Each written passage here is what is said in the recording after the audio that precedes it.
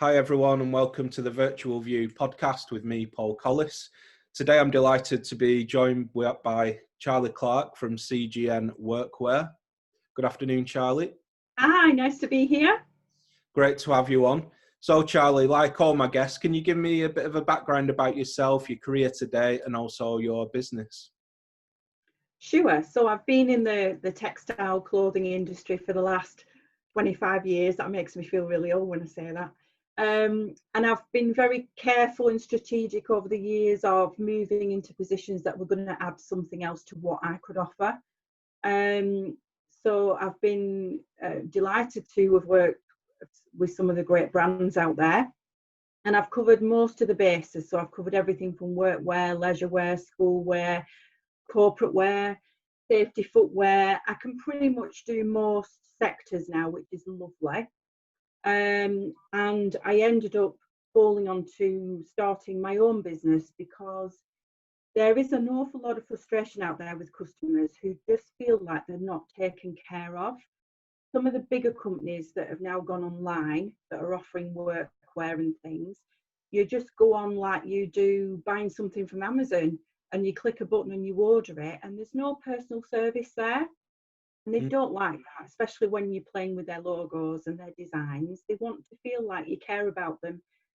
So that was the reason for me really starting up, and also being made redundant from another business meant that, well, here I am. I'm in this position now. Let's give it a shot.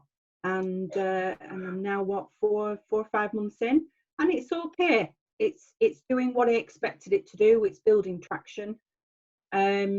So we'll see.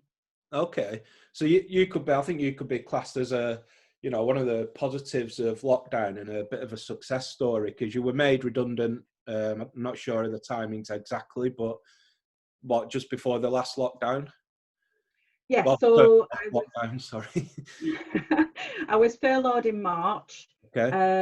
and then was told in May, because I was the only external salesperson from that business, that we don't really see how you're going to be out there visiting customers for quite a while. I was far too far away from the office to go and work in the office for them. So I think it was probably something that was natural. I didn't particularly like it. It's not a good feeling. Knocks your confidence a little bit for a 24-hour period till you pick yourself up again. But then, I knew I had this in the background, which wasn't doing anything. And I thought, well, like my husband said to me, he just said, listen, you've wanted to do this for such a long time. And I do believe that sometimes things happen for a reason. Yeah, no, definitely. That leads me on to my next question. Have you always wanted to work for yourself? Yes, I have always wanted to do it, but I kind of needed to be pushed to do it. I think that people have a fear, and that's a natural fear. They have a fear of that income not coming in on a regular basis. And I had strange fears about it, which was I like working as part of a team, and I actually quite like having a boss because I've not really had many bad bosses. I know they are out there, but I've always had quite good bosses. And I think perhaps this was the push that I needed to do it. And like there is a book out there that says feel the fear and do it anyway, and I kind of did. And I've had to. I do miss, you do get a little bit lonely when it's your own business, and I think COVID and the lack of social interaction with people hasn't helped. So trying to do our best to get face to face has been quite important for me, and I have had clients who've been very comfortable that you still see them because they're needing it as well. So yeah, it's something that I wanted to do but was finally pushed, and I'm here and I'm doing it. Yeah. I'm making mistakes just like everybody else does, but I'm learning from those mistakes and hopefully I won't be doing them again. Fair enough. So quite a few of my previous guests, a question I've asked them is how has COVID changed the way they work? You're similar to myself in that you started your new business in the lockdown. What things have you done to network and build a client base and reach out to people? Because, we've been in a similar position where a lot of the stuff has been online in terms of networking. What things have you been doing? So I, for the first time ever, joined a networking group, which I've never been involved in before, which obviously we're in there together in Bob Club, Breakfast Over Business. And that's been very good. I didn't really know what to make of it at first.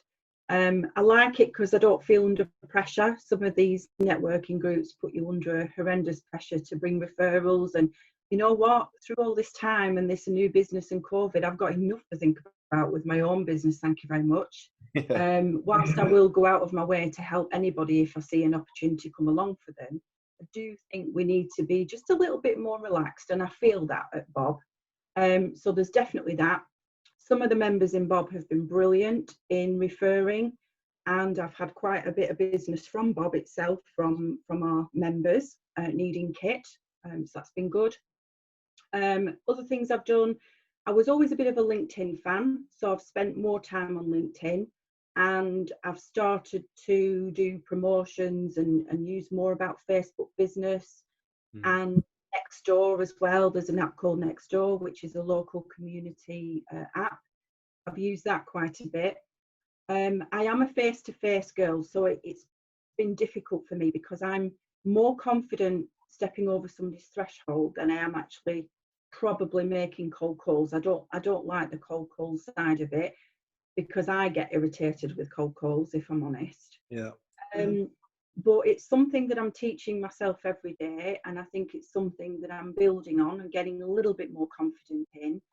And I think my thoughts are on it. If I don't do it, my competitor will, so I just need to get on with it. Put my big girl pants on. I think a big thing about being self-employed is that change in mindset from you've just got to get on with it and do it, because you can't wait around and just wonder what might happen. Yes. So who would be an ideal customer for you, or who do you like working with the best, Charlie? So I really like working with tradesmen are very good, actually. Your small kind of medium tradesmen businesses where they've got maybe between 2 and 10 people. They're very good because they're very easy. They usually know what they want. They're not overly graphically designers, so they're not pernickety about the logo. They give you the logo and they just say, oh, I just want it on a hoodie. It's fabulous. And I've done quite a few of those. I like working with gyms. They're very good. And PTs. I've had a lot of success there. Done a lot in beauty, because obviously when we came out of the lockdown, there were a lot of people who thought they had to step up the game by adding new tunics and face shields and all the things that they needed. So I did quite a lot of business on that. But really my ideal customers are really everybody and anybody who needs a logo, who wants to look professional, because I'm very, very OCD about the quality of the garments that I choose. There are some terrible, terrible brands out there that are cheap, and I just won't use them. Okay. And that might mean that on some cases I might be a little bit more expensive, but I know for a fact that those garments that my customers get from me are going to last and last. I don't want to see them again for at least 18 months, which might be putting myself out of a bit of business, but for me, they last and last, and they go around telling people how great they are. Then I've done my job. I'm actually looking at the moment to do more work with care homes, because they're having a tough time. They need some support, and they're obviously having to increase their staff levels. And again, nobody's looking after them. And I was giving a bit of a heads up by a really good friend of mine in that industry who said, look, it's not happening. We're not being cared for enough. So I'm stepping into that quite aggressively over this next few weeks. And then into December, I'll be looking more at gyms and PTs, because they're ready for January, when we all want to get fit. And we all say we're going to lose that amount of weight next year, and we'll start and we pay our memberships, and then we never go. And hopefully a lot of the restrictions will be eased by then as well. Yes. So would you say all your customers are UK based, or can you do? Yes, I like to work preferably with local. Actually, I try and stay in the northwest if I can, but if somebody needed me, UK wide, that's fine. I run very much quite strictly with customers. I don't do credit because COVID has been an excuse for some businesses. By the same token, I pay my suppliers as I order with them. I always have done. So I order with a supplier, I pay, and my customer gets an invoice and they pay me up front, and then they get an update as to where the garments are, so that they're never fearful, because you know, sometimes genuinely they don't know who I am and you're asking them for money. But I haven't had anybody yet refuse, so that says to me that we're all starting to have a bit of a change in mindset, that we do have to take care of our little local businesses and we have to pay them. Sorry. Yeah. No, definitely. I've definitely seen a change in mindset as well in terms of payment terms, especially amongst local suppliers, which and I think is one of the few positives that has come out of COVID. I think people are being a lot more understanding of local independent retailers. How does a typical engagement work with yourself? So say I've got a plumbing business, I've got 10 employees, I don't really know, I want some polo shirts, I want some pants. What do I do? Just send you my logo and you come back with some examples? Yeah, it's very easy. And just like I keep saying to customers, you know, I'm all about ease. I don't do stress. I'm not going to make it complicated.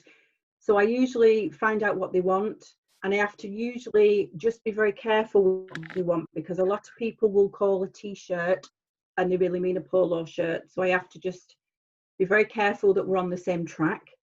Then I'll usually ask them what brands they've had before, in case they like something they've had before.